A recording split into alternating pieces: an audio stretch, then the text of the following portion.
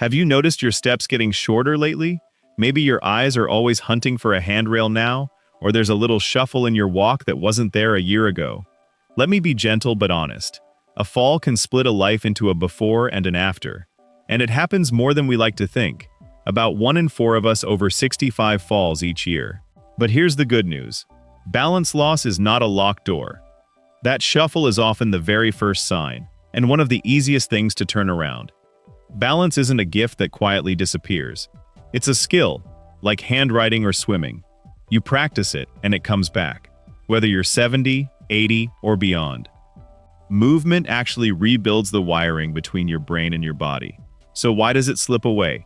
3 quiet helpers keep you upright: your inner ear, your eyes, and the tiny sensors in your muscles and joints that tell your brain where your body is without looking. As we age, all 3 grow dimmer, and the brain gets slower at blending them. That's when a small stumble becomes a fall. In this video, I'll show you 2 quick tests to see where your balance stands today, then 7 simple exercises to rebuild it, using just a chair or a counter. Stay with me until the end, because the last few steps tie it all together, and that's where the real change begins. Before we begin, welcome if this is your first time here. Tell me down in the comments, how old are you right now? And can you still climb the stairs without holding the railing? I read every one. Now let's gently begin. 2 quick tests to measure your balance. Before we do a single exercise, let me show you 2 simple tests. There's no judgment here, and no wrong answer. This is just your starting line, a way to see where your balance is today, so you can watch it grow. The first test is the tightrope stand. Stand near a wall or a sturdy chair, just in case.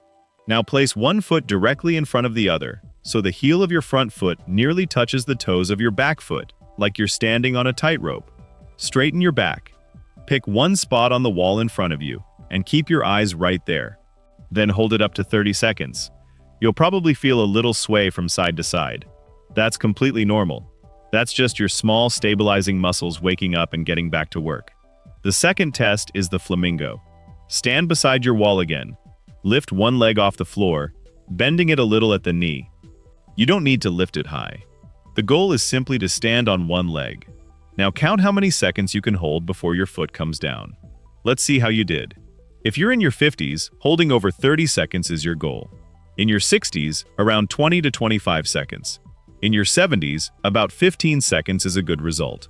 And at 80 and beyond, 5 to 8 seconds is genuinely good work. One more thing, and I mean this kindly. If that first test lasted under 10 seconds, don't push into the second one. Just skip it and go straight to the exercises instead. Remember, a low number today isn't a failure. It's simply your beginning, and beginnings are exactly where every strong stride starts. 7 simple exercises to rebuild your balance.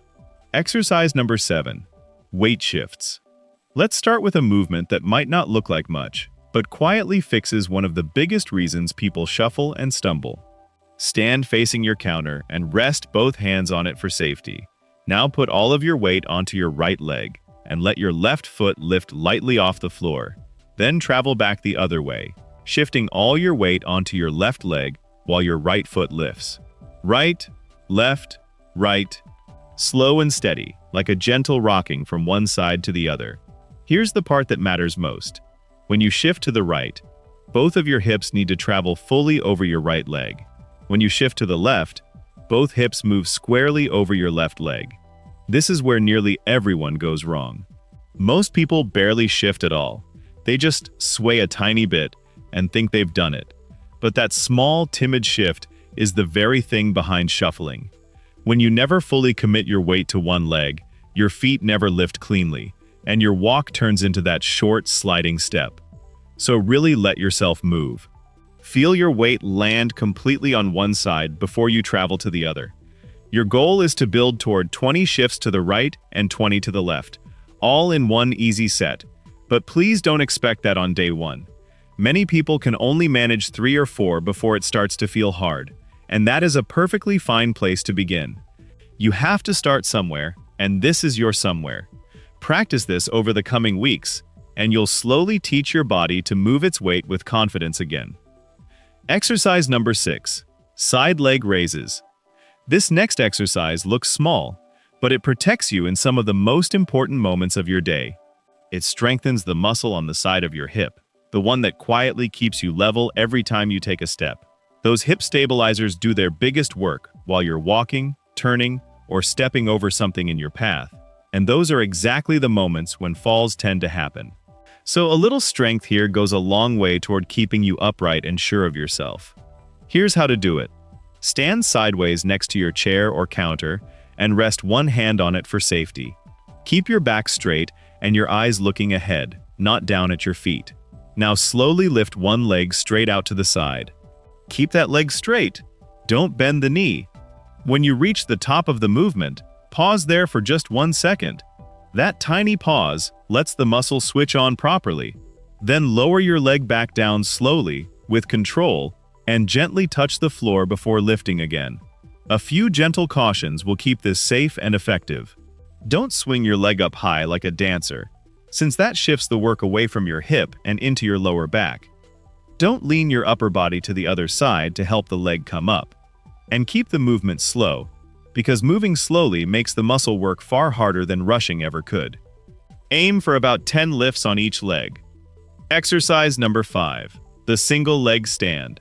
Standing on one leg is one of the truest tests of balance there is, and it's also one of the best ways to build it. Stand with something sturdy in front of you, a counter or the back of a chair. Now lift one foot off the floor and shift all of your weight over onto the leg you're standing on. Let go of your support and hold there, up to 20 seconds, then set your foot down and do the same on the other side. As you get stronger, you can add the harder version. Slowly raise your knee, lifting your thigh toward a right angle with the floor, then lower it back down gently, as if your leg is moving through thick water. Never let it drop. That slow, controlled lowering is where a lot of the real work happens. Let me share the key that most people miss. If you find yourself grabbing the counter again and again, it almost always means you're not shifting your weight fully onto the standing leg. Your body is still trying to keep a little weight on the lifted foot, and that makes balancing much harder. So really commit. Move everything over onto that one leg. In the beginning, it's perfectly fine to keep one finger or even one hand on the counter for a little support. Practice this every day, and you'll usually feel a real difference in about 4 to 6 weeks. 2 small things to watch for as you go. Don't rush, since speed only steals your balance. And don't let your hip jut out to the side. Keep your body tall and stacked. Exercise number 4, rocking the boat. This one does 2 important things at once. It calms your nervous system, and it gives a real workout to your inner ear, which is your body's balance center. The best version of this is done without holding on and with your eyes closed. But if you know you get dizzy easily, stand behind your chair and hold on. That version works perfectly well too. Let's get into position. Stand comfortably and place your feet wide apart, noticeably wider than your shoulders. This gives you a solid, stable base to work from. Keep your knees soft and let your arms hang loose and heavy at your sides. Now begin to sway. Slowly shift your weight over onto your right leg, feel it settle, then travel back over to your left. Move smoothly, like a slow pendulum, and keep your feet glued to the floor the whole time. When you feel ready, we make it a little harder. If you're holding the chair, keep holding it. If you're standing free, make sure your support is within reach. Take a slow breath and gently close your eyes. You'll feel the world go a bit wobbly, and that's exactly right. Your brain has stopped leaning on your eyes and is now relying on your inner ear to keep you steady. Keep swaying gently in the dark, right and left, calm and slow. Start with 30 to 40 seconds and build, over time, toward a full minute. The moment you feel truly dizzy, stop, open your eyes, or grab your chair. Never push through it. Your balance system grows best with gentle, patient practice, and trusting that you sway a little more each day is how you teach your body to steady itself. Exercise number 3, the heel to toe hold. Now let's take that tightrope stand from earlier and put it to work. This time, we're not measuring anything, we're simply practicing. Stand close to your counter or the back of a sturdy chair. Place one foot directly in front of the other, heel nearly touching toe. Straighten your back, lift your chest, and find one spot on the wall to rest your eyes on. Then let go of your support and hold. Your goal, over time, is to reach 20 seconds with your right foot forward and another 20 with your left foot forward. Now, if that feels shaky, don't worry for a second. There's an easy way to make this gentler. Instead of touching heel to toe, leave a couple of inches of space between your feet. That small gap gives you a wider, steadier base. Another trick is to rest just one finger on the counter. One finger sounds like almost nothing, and that's exactly why it works. It's far harder than leaning on two hands, so it keeps your body doing most of the balancing work while still giving you a little safety. As you get stronger, let that one finger lift away too, and try to balance on your own. Please be patient with yourself here. In the beginning, you might only manage a few seconds before you wobble and reach for support. That's not a problem. That's the starting point for almost everyone. Reaching the full goal can take weeks of daily practice, and for some of us even a little longer. That's completely normal, and it's not a sign of anything wrong. Exercise number 2, the coordination cross. This one might feel a little unusual at first, but it's one of the most important movements in the whole routine. It trains your brain to know where your feet are, even in awkward positions, and it does it in a corner where you feel safe and supported. Stand in a corner and place a chair in front of you as well, so you're protected on every side. Let's say your standing leg is the left one. Hold on to the chair, and we'll move your right foot to 3 different spots. First, tap the floor lightly in front of you with your toe, then bring it back. Next, tap the floor out to the right side, then return. Now for the most important part, the crossover. Carefully bring your right leg across the front of your left leg and tap the floor on the far side. Then bring it back to the center. Front, side, cross. Move at a calm, steady pace, and repeat this pattern about 8 to 10 times before switching legs. Let me tell you why this matters so much. Most falls don't happen while you're standing still. They happen while you're turning or walking, especially in tight spaces like a kitchen or a hallway, when your feet get tangled up with each other. This crossover movement teaches your body to stay balanced even when your legs are crossed, so if you ever turn quickly or stumble in real life, you're far more likely to stay on your feet instead of going down.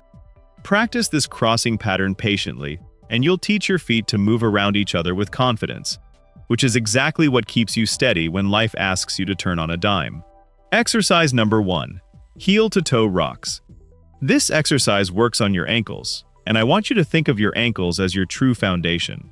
Everything above them depends on them being strong and awake. It also gives your calves a good workout at the same time. Stand facing the back of your chair and rest your hands on it. Place your feet about shoulder width apart or a little narrower, and keep your knees soft, not locked. You can lean your body forward just a touch, so your weight sits over the front of your feet. Now you're going to move like a gentle rocking chair. Slowly rise up onto your toes, lifting your heels as high as you comfortably can. Feel your calves tighten and work. Hold there for just a breath, then lower down smoothly, and without stopping, rock back onto your heels and lift your toes up off the floor toward you. Now you're balancing on your heels for a moment. Then roll forward again onto your toes. Slow. Smooth. No bouncing and no jerky movements, because moving too fast lets momentum do the work instead of your muscles. A couple of gentle reminders will keep this honest. Don't swing your body to help yourself up, since that takes the load off the very muscles we're trying to strengthen. And don't stick your hips out behind you or round your back. Stay tall, and let your ankles and calves do the lifting. Every time you rise onto your toes, your calves squeeze the veins in your legs and help push blood back up toward your heart. How often should you do this? 5 to 15 minutes a day, every day. Don't chase a perfect number of reps or worry about doing it flawlessly. Chase the daily rhythm instead, because that steady repetition is what quietly rewires your balance over time. Let me set your expectations honestly, so you don't give up too soon. Most people start feeling steadier and more sure of themselves within 4 to 6 weeks, with clearer balance gains after about 12 to 16 weeks. Some of the harder holds take months to master. That's still normal, and it's still worth every minute. A few small things make it easier to stick with. Keep a chair close by, wear grippy socks or non-slip shoes, and tie your practice to something you already do, like after breakfast or before your evening show. so it becomes a habit you barely have to think about. If you wobbled today or reached for the chair more often than you'd have liked, please hear me. That is not failure. Your body is simply remembering how to be steady again, and that takes a little time. Keep going, and picture what's coming. Walking a little taller, that fear of stairs slowly fading, your stride feeling lighter and freer with every passing week. So be patient with yourself. Give yourself credit for every single session. And if this helped you, please like this video and share it with someone you love. Thank you for spending this time with us. Take care of yourself and stand strong.